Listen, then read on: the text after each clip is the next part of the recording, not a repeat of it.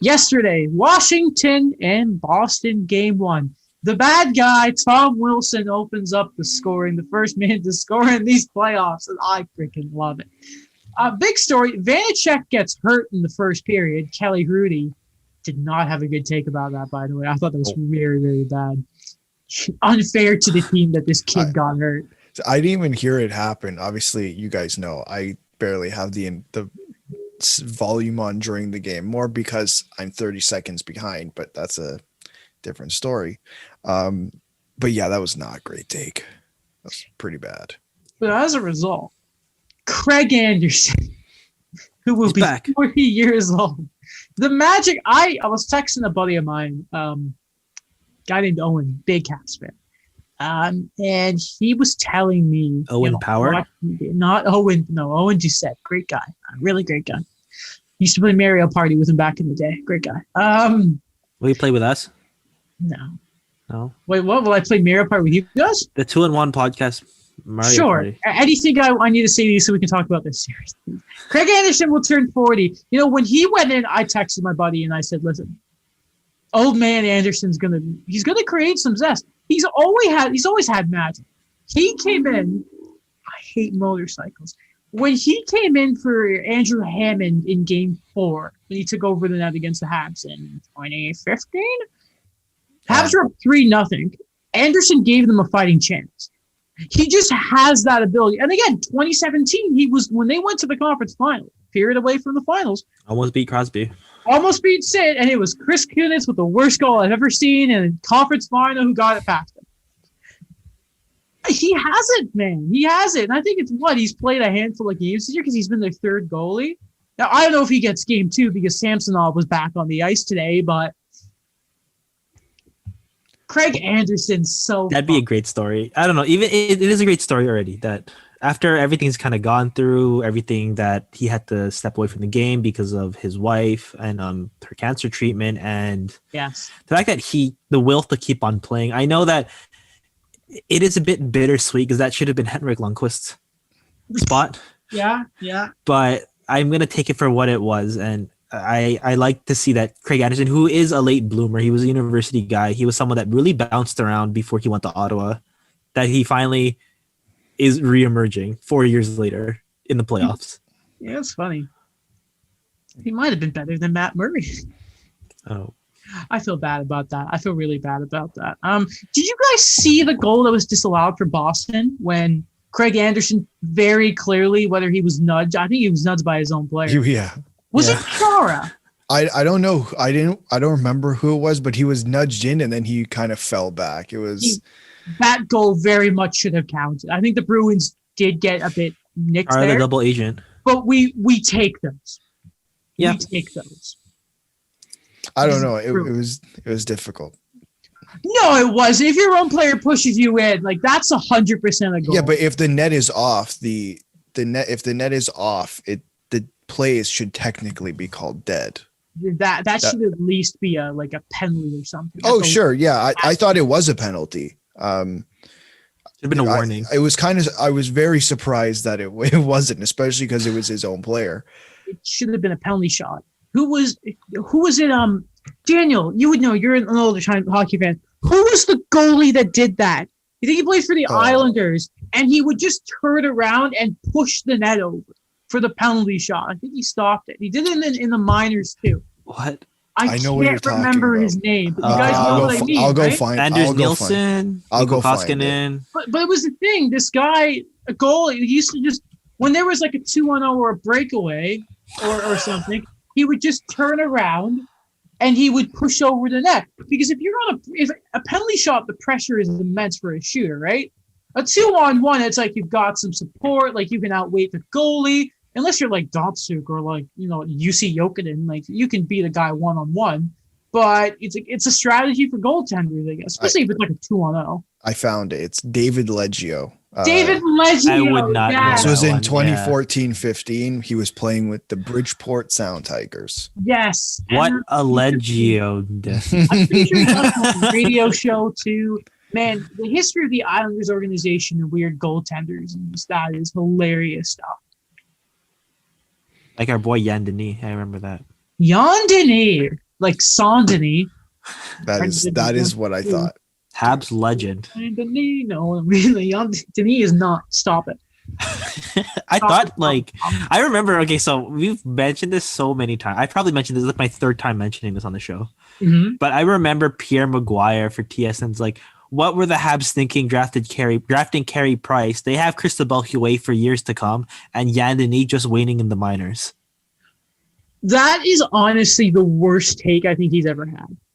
Is the Carey Price stuff. Like when you look at all these years later. Because he said like honestly his worst. And not to mention he said the off the reservation comment that apparently he didn't mean to make it because Carey Price is like he has indigenous, like I think like his mom was the chief. I've mentioned this before. So it made it sound like an incredibly racist comment. Like especially looking at it today, but apparently it was a terrible football coach. But like in that sense, you got to think about that type of question. It was a terrible take, and it's not like no, I'm not gonna. This is for the show when Carey Price retires and we do a retrospect but it's still it's a bad one. It's so I think we can see the top three Pierre Maguire goofs are probably the Carey Price stuff. From the World Juniors. What's his third one? Like the Phil Kessel stuff. I can't remember it. I forgot it was for a female reporter, and I remember when they were supposed to be color commentating, and then he just sounded like he was trying to explain everything to her. Was it Hillary Knight? I think so. Yeah. I thought it was Kendall Coyne Schofield. It might have been Kendall Coyne Schofield. I just remember that. I'm like, this is so difficult to watch. No, like, listen, we should also say Pierre Maguire is an extremely successful. Like, he's clearly respected because he keeps getting GM interviews too. He's accomplished more than we have. Yeah, probably will accomplish more than we will. Who knows? But it's like he seems like a great guy. Like even I think Kendall Coyne said afterwards, like no, we're cool. It was everything. It's just the way he comes across sometimes is a bit like Pierre. Please. I don't know where this one ranks. It should be up there though. When he was coach of or assistant coach of Hartford, and he says, well, we need to score a goal every 5 minutes. and then he goes, they score a goal quicker, and he goes, well, we're ahead of schedule. I remember Dmitry Filipovich tweeted something out like 2 weeks ago where it was a Pierre Maguire quote where he says, that's who he is, Ryan O'Reilly. He's a player, he gets on the ice, and he plays hockey.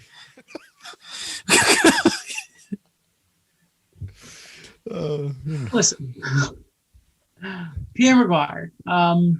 Listen, long career, successful career. Good guy. Yeah. I'm sure he's a great guy and knows more trivia than I think he's higher than Jeff Merrick in the hockey trivia stuff. Probably. That's how much he knows about hockey. It's incredible.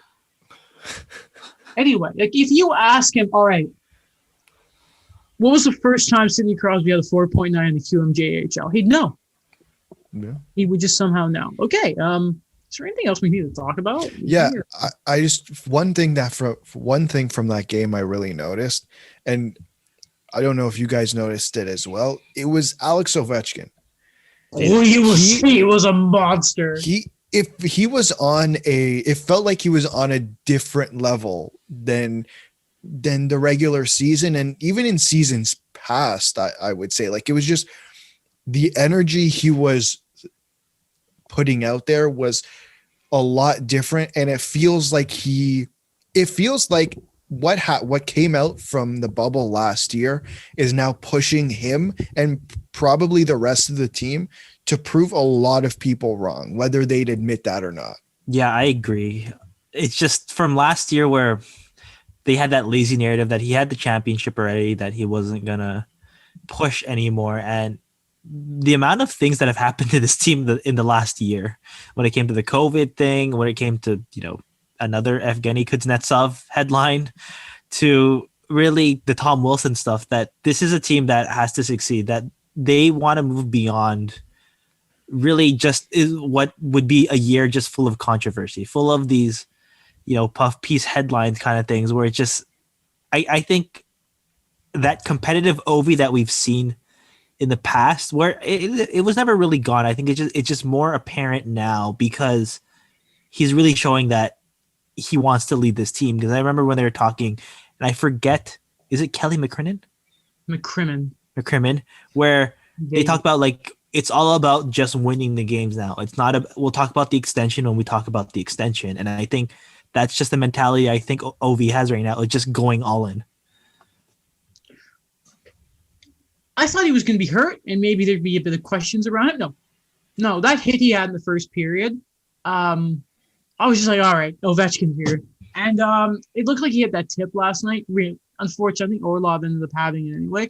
God, he's good. Not to mention, like, the Caps just have so many good, useful pieces.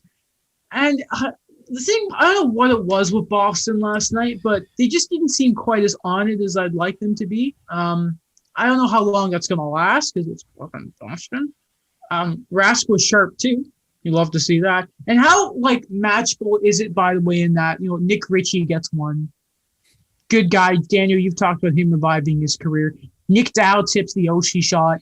He's never scored in the play, or he's never scored like a winning goal before in the playoffs. He gets one. And not to mention, here it is. Crosby just gave the Islanders a tip. God, Jesus, they got the lead. His high IQ. I mean, his hand-eye. God, I love the playoffs. Jake DeBrusk, yeah, riding pine all year, as Mike said, and here he is on the scoring sheet.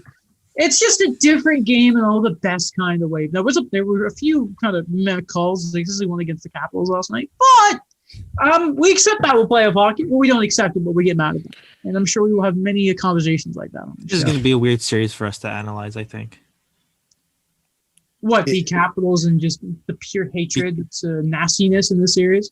Yeah, that is just kind of like we all have that uneasiness with the Bruins, and then the Capitals. We talk about that we love Ovi, we like John Carlson, and then it's like Tom Wilson. I think both these series, whoever comes out, and like both meaning the Washington, Boston, Pittsburgh, New York, they're both going to be very physical series, and they're going to be bruised and battered coming out of their individual series, whoever does come out of them. I think that will make them stronger, though. Yeah. Are you saying what doesn't kill them? Makes them stronger. Na, na, na, na, na, na. I always get, like, every year we're kind of like, man, there's this one division, and when someone comes out of it, they're going to be dead tired. And it never happens. What I always think gets teams, and I think this is something that could really actually hurt Nashville now that I was thinking about this, is the team that squeaks in, and they are just fighting down the stretch. Like they're grinding to get in, and by the time they get there, they have no energy. Like I think New Jersey was kind of like that a few years ago. It happened to Winnipeg. Those are the teams I worry about.